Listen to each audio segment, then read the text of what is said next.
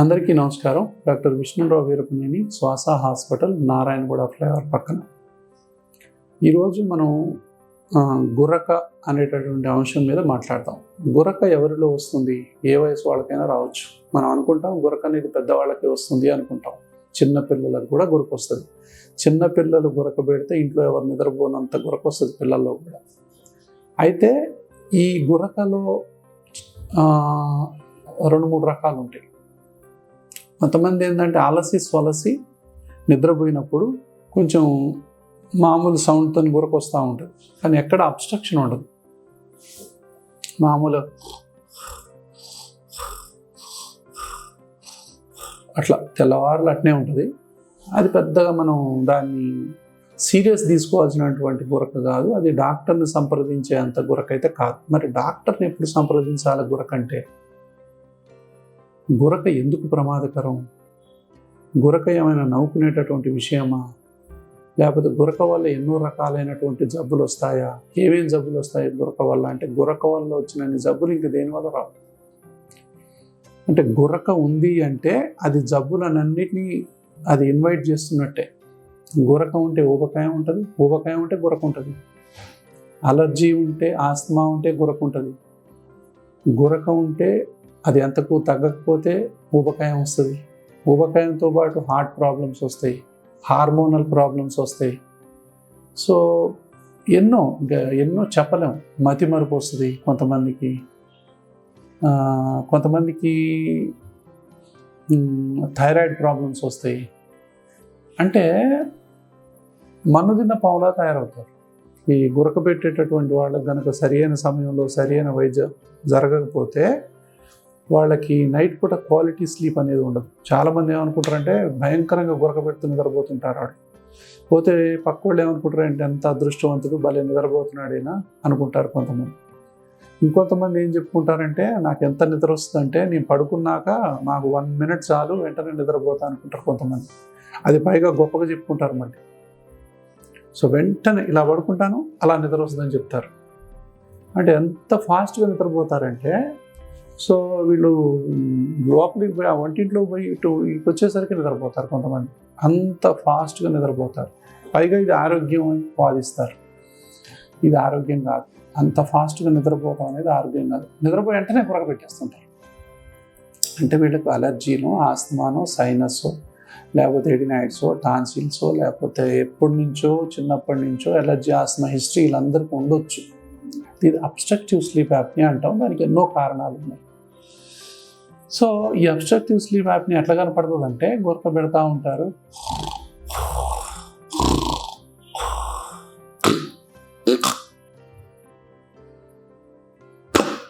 అంటే ఈ ఆగిపోవటం అనేది ఒక్కొక్కసారి 1 minute 2 minutes కూడా ఉంటుంది. సో పక్కన ఉన్న వాళ్ళకి గుండె ఆగిపోయినంత పని ఇది. ఇలా పట్టుకొని లేపుతారు, ఊపి చూస్తారు, పక్క ఊదిరి పడుకోమంటారు. సో ఎన్నో రకాలైనటువంటి ఇబ్బందులు పక్క వాళ్ళు పడుతూ ఉంటారు. వీళ్ళకి ఆ నిద్రలో తెలియదు. కాసేపు లేస్తారు, మళ్ళీ వెంటనే నిద్రపోతూ ఉంటారు. పైగా పొద్దున్నే లేచి మీరు చాలా గురక పెడుతున్నారంటే అంతా నీ భ్రమ అంటారు. నేను ఎక్కడ గురక పెట్టాను, నేను పెట్టట్లేదు అంటారు. కాబట్టి ఇప్పుడు సెల్ ఫోన్లు వచ్చినాయి కాబట్టి రికార్డ్ చేసి చూపిస్తే అప్పుడు నమ్ముతున్నారు. ఎప్పుడైతే మీరు ఈ విధంగా గురక పెడుతున్నారు అని అనిపిస్తుందో, మీకు ఊపిరి ఆగిపోయిందని మీకు అనిపించిందో, వెంటనే డాక్టర్కు చూపించుకోవాల్సిన అవసరం ఇదే. ఏమాత్రం అని అంటున్నారు అంటే ఈచ్ టైం మీకు ఆ బ్రెయిన్కు ఆక్సిజన్ అందట్లేదని అర్థం. యాప్నిక్ అటాక్స్ అంటాం. అంటే 10 seconds కంటే ఊపిరి ఎక్కువ ఆగిపోతే అది యాప్నియా అంటారు, స్లీప్ యాప్నియా అంటారు. అలా గంటలో కొంతమందికి 10 సార్లు, 20 సార్లు, 30 సార్లు, 40 సార్లు ఆగిపోతుంది. ఇంకా అసలు నిద్ర ఎక్కడిది? అంటే ఒక మనిషిని గిచ్చి లేపటంతో సమానం. తెల్లవారులు ఇలాగే అంటుంటారు. అంటే వాళ్ళకి తెల్లవారు నిద్ర ఉండదని అర్థం. కాబట్టి వీళ్ళు పగులు కూడా దాన్ని కవర్ చేయడం కోసం నిద్రపోతూ ఉంటారు. సో ఇలాంటి వాళ్ళు ఏంటి, డ్రైవింగ్ చేస్తే యాక్సిడెంట్లు అవుతాయి. ఎందుకంటే డ్రైవింగ్ చేసుకుంటూ నిద్రపోతారు, టీ తాగుకుంటూ నిద్రపోతారు, మాట్లాడుకుంటూ నిద్రపోతారు, టీవీ చూసుకుంటూ నిద్రపోతారు, పేపర్ చదువుకుంటూ నిద్రపోతారు. సో అసలు ఏం చేస్తే కనీసం ఖాళీకి ఇట్లా కూర్చుంటే నిద్రపోతారు, ఆఫీసు పోయి నిద్రపోతారు, ఎక్కడ పడితే అక్కడ నిద్రపోతారు, ఎక్కడ పడితే అక్కడ. ఇది అది అని ఏమీ లేదు. సో ఇది అతి నిద్ర. తర్వాత ఊబకాయం. దాని తర్వాత విపరీతమైన సౌండ్తోని గురక. ఈ 3 డెడ్లీ కాంబినేషన్. ఊబకాయం, విపరీతమైన గురక, అట్లా అనే గురక, దాని తర్వాత అతి నిద్ర. ఈ 3 అంటే కంపల్సరిగా వెంటనే డాక్టర్ని సంప్రదించాలి. ఏమాత్రం లేట్ చేసినా కూడా ఇది ఎన్నో ప్రమాదాలకు దారితీస్తుంది. ఎందుకంటే నెంబర్ 1 అయితే యాక్సిడెంట్సే. So accidents are very very common. So గురక పెట్టేవాళ్ళు ఎవరైనా డ్రైవింగ్ సీట్లో కూర్చున్నారంటే తస్మాత్ జాగ్రత్త అన్నట్టే. సో చాలా కేర్ఫుల్గా ఉండాలి. సో డ్రైవింగ్ చేయకుండా ఉండటం చాలా చాలా ఉత్తమం. సో మీకు తెలిసిన వాళ్ళు ఎవరైనా విపరీతంగా గురక పెడుతున్నారు, మీకు తెలుసు వాళ్ళు ఎక్కడ కూర్చుంటే అక్కడ నిద్రపోతున్నారని.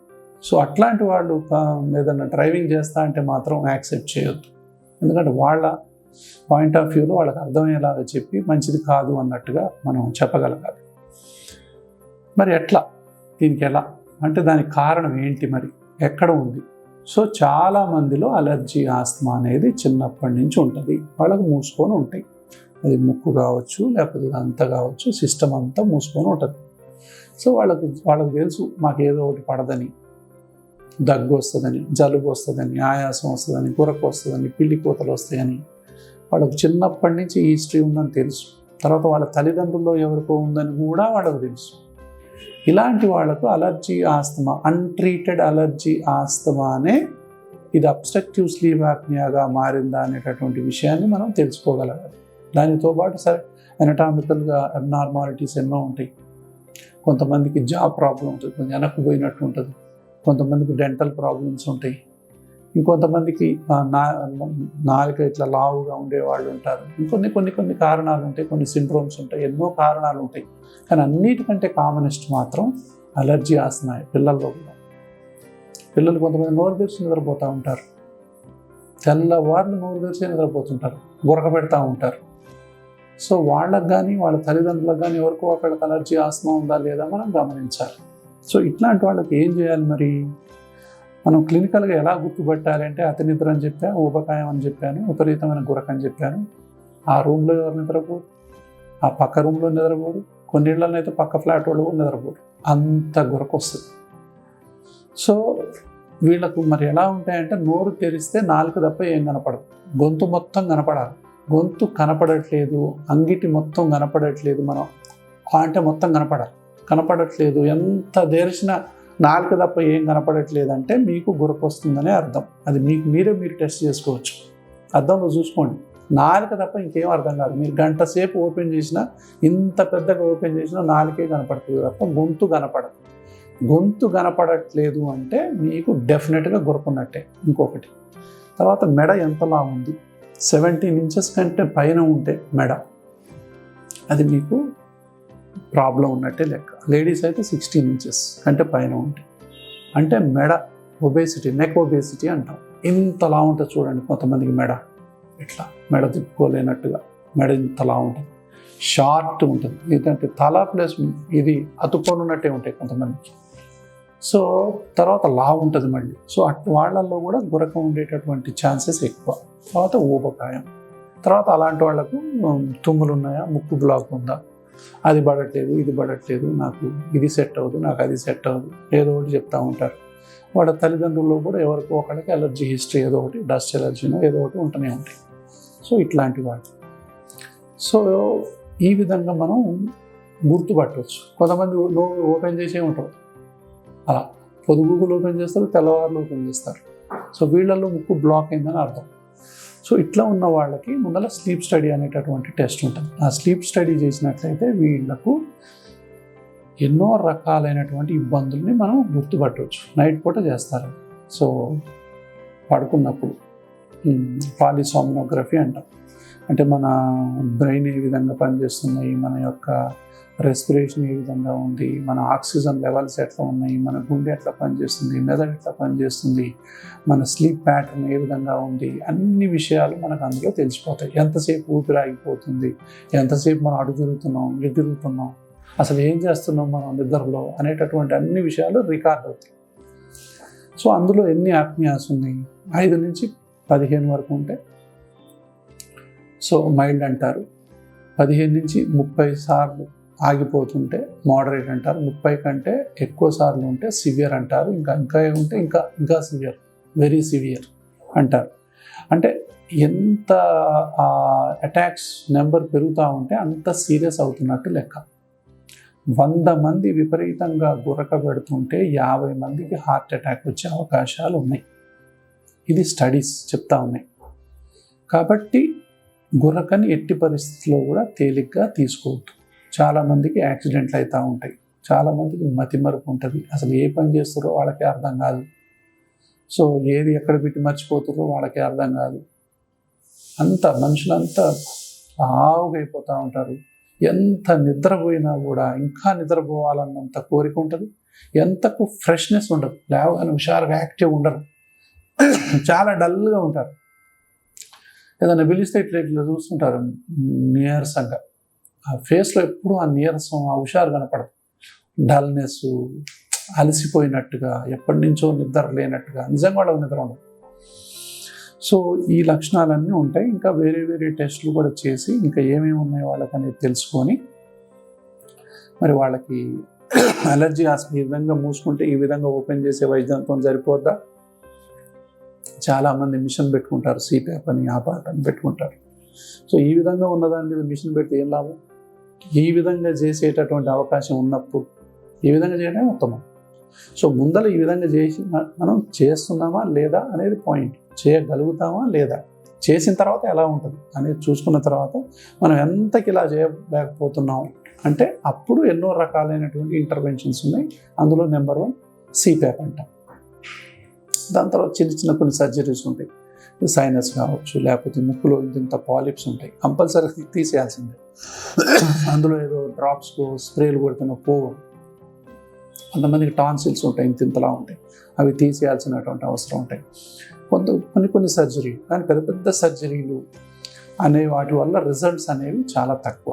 ఇంకా అన్నిటికంటే ఉత్తమం ఏంటంటే బరువు తగ్గటం, అలర్జీ ఆస్తమాకు వైద్యం చేయటం, దాని తర్వాత ఎక్సర్సైజ్ చేయటం, లైఫ్ స్టైల్ అనేది మొత్తం మార్చుకోవటం, ఆల్కహాల్ అసలు తాకుండా ఉండటం, స్మోకింగ్ అనేది బంద్ చేయటం, ఎంటైర్ లైఫ్ అనేది చేంజ్ చేసుకోవాల్సినటువంటి అవసరం ఉంది. టోటల్ లైఫ్ స్టైల్ మోడిఫికేషన్ అంటాం. సో ఇది కరెక్ట్గా అడ్వైజ్ చేస్తే కనుక వాళ్ళు ఏ విధంగా ఫుడ్ తినాలి, ఏ ఫుడ్ తినాలి, ఎప్పుడు తినాలి, ఎట్లా తినాలి అనేది మనం అడ్వైజ్ చేస్తే అది పాటించాలి. సో లేట్ నైట్ ఫుడ్ తీసుకోవటం అనేది చాలా డేంజర్. 10ంటికి, 11ంటికి, 12ంటికి వచ్చి మొత్తం ఫుల్గా తిని పడుకుంటే ఇంకా పక్కన ఎవరు నిద్రపోలేరు. ఫుల్గా మనం ఆల్కహాల్ తాగొచ్చి మనం నిద్రపోతే ఇంకెవరు పక్కన పడుకోలేరు. సో ఇలాంటివి మనం ఎంత తొందరగా తీసేస్తే అంత మంచిది. గుర్రకని ఎట్టి పరిస్థితుల్లో తేలిగ్గా తీసుకునే జబ్బు కాదు, అది ప్రాణాంతకం.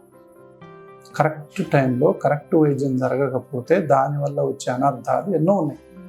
ఇప్పుడు ఒక విధంగా చెప్పాలంటే ప్రపంచంలో ప్రతి 3లో 4లో ఒకళ్ళు గురక పెడుతున్నారు.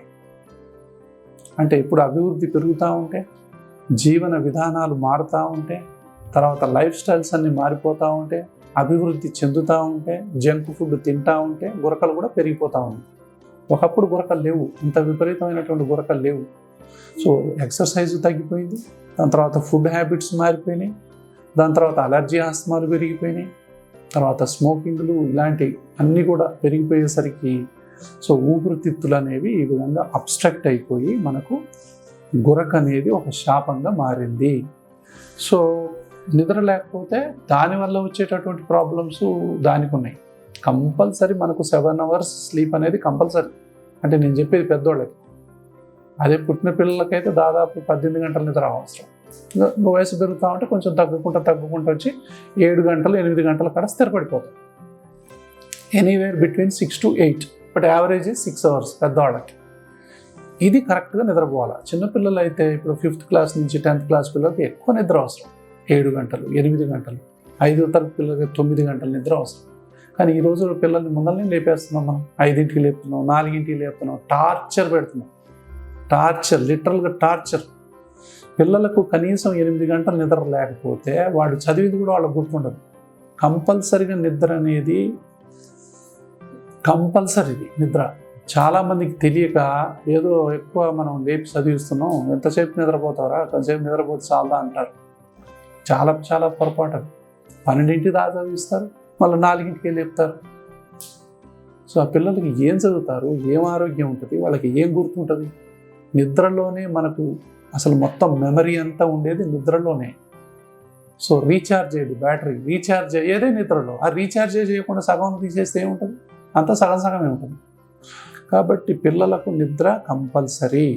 పిల్లల నిద్రని అది ఒక నేనేంటానంటే అది అసలు ఒక హక్కు.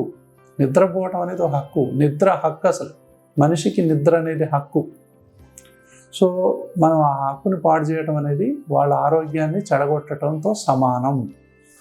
ఈ విషయాన్ని ప్రతి ఒక్కళ్ళు, తల్లిదండ్రులు తెలుసుకోవాలి, తర్వాత ఉపాధ్యాయులు తెలుసుకోవాలి. కొంతమంది ఏంటంటే తెలియక చేస్తూ ఉంటారు, తెలిసి కాదు. తెలిసిన తర్వాత మాత్రం చేయకండి.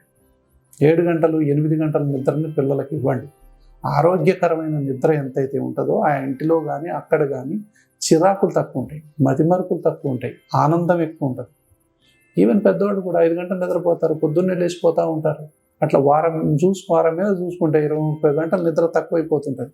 దీనివల్లనే హార్ట్ అటాక్స్ వస్తున్నాయి, స్ట్రెస్ పెరిగిపోతూ ఉంటుంది, ఒబేసిటీ వస్తుంది. సో ఎన్నో రకాలైనటువంటి ఇతర జబ్బులకు నిద్ర లేకపోవడం అనేది మూల కారణంగా మారుతుంది. సో ఈ గురక వచ్చిన తర్వాత ఆయంత నిద్ర కూడా లేకుండా అయిపోయింది. నిద్ర పోతున్నట్టు అనిపిస్తుంది కానీ అది అసలైన నిద్ర కాదు. గురక, విపరీతంగా గురక పెట్టే వ్యక్తి నిద్రపోని వ్యక్తితో సమానం. ఆయన నిద్రపోతున్నట్టు అనిపించిన, ఎందుకంటే అది 3-4 స్టేజ్లో ఉంటుంది నిద్ర. స్టేజ్ 1, 2, 3, 4. వీళ్ళు ఎంతసేపు 1-2 స్టేజ్లోనే ఉంటారు. 3rd and 4th స్టేజ్లోకి వెళ్ళలేరు. అసలైనటువంటి మనకు నిద్ర, సుఖ నిద్ర అంటాం, అది 3rd, 4th స్టేజ్లోనే మనకు లభిస్తుంది అన్నమాట. ఆ నిద్రే అసలైన నిద్ర. ఆ నిద్రలో మనకి ఏమీ తెలియదు అది. కాబట్టి దీని వెనక ఎంతో సైన్స్ ఉంది, చాలా సైన్స్ ఉంది. అన్ని జబ్బులకు మూల కారణం ఏదైతే ఉందో, మనకు చాలా చాలా అంటే హ్యాపీగా నిద్రపోలేకపోవటం. మందులు కూడా అందుబాటులో ఉన్నాయి. సో వీటన్నిటిని కూడా ఇప్పుడు శ్వాస హాస్పిటల్లో మీ అందరి కోసం సో ఇలాంటి సౌలభ్యాలన్నీ కూడా అందించడం అనేది జరుగుతుంది. So thank you so much.